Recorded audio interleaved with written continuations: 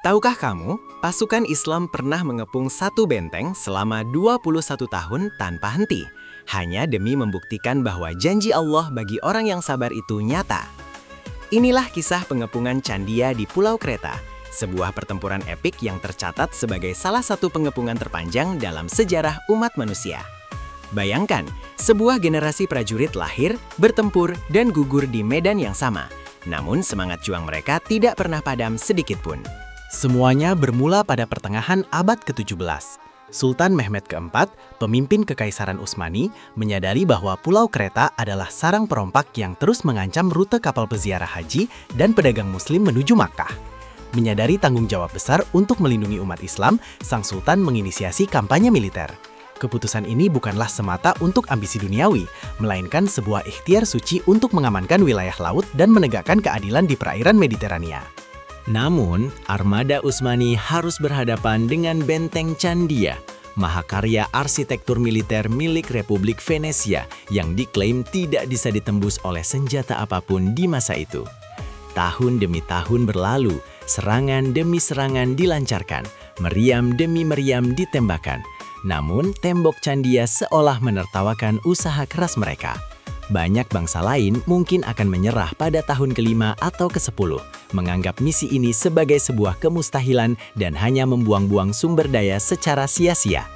Disinilah letak ujian sesungguhnya bagi keimanan pasukan muslim. Mereka dihadapkan pada musim dingin yang ekstrim, wabah penyakit yang menyapu kamp, dan kekurangan pasokan logistik yang parah.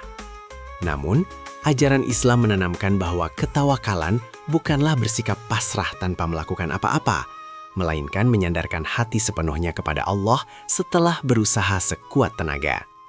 Bagi mereka, bertahan di medan pengepungan ini adalah bentuk ibadah tertinggi, sebuah pembuktian bahwa kesabaran umat Islam lebih kokoh daripada benteng batu Candia.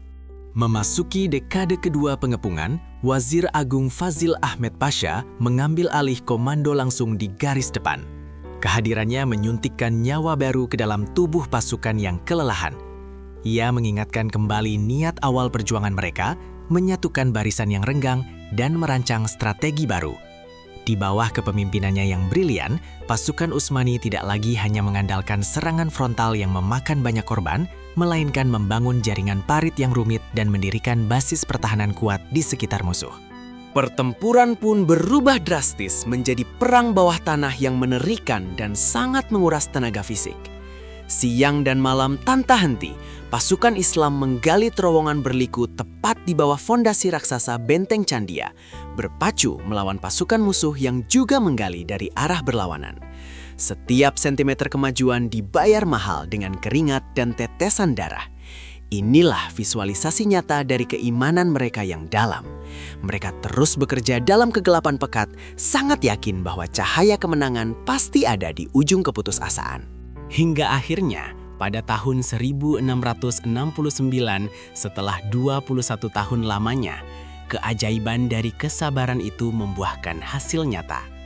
Fondasi Benteng Candia yang selalu dibanggakan musuh akhirnya hancur berkeping-keping. Pasukan pembela kota yang telah kehabisan sumber daya dan hancur mentalnya akibat perlawanan Islam yang tak pernah surut, akhirnya menyerah tanpa syarat. Pengepungan berdarah yang memakan waktu lebih dari 2 dekade itu usai sudah. Tembok yang angkuh itu bertekuk lutut. Kemenangan di Kreta bukan sekedar penaklukan perluasan wilayah bagi Kekaisaran Utsmani. Lebih dari itu, peristiwa agung ini mewariskan pelajaran abadi bagi kita semua sebagai umat Islam.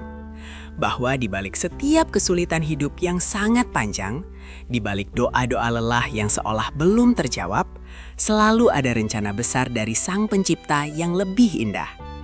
Jika pasukan Islam terdahulu mampu bersabar selama 21 tahun demi meruntuhkan tembok batu buatan manusia, maka kita pun pasti sanggup bersabar meruntuhkan segala tembok cobaan hidup.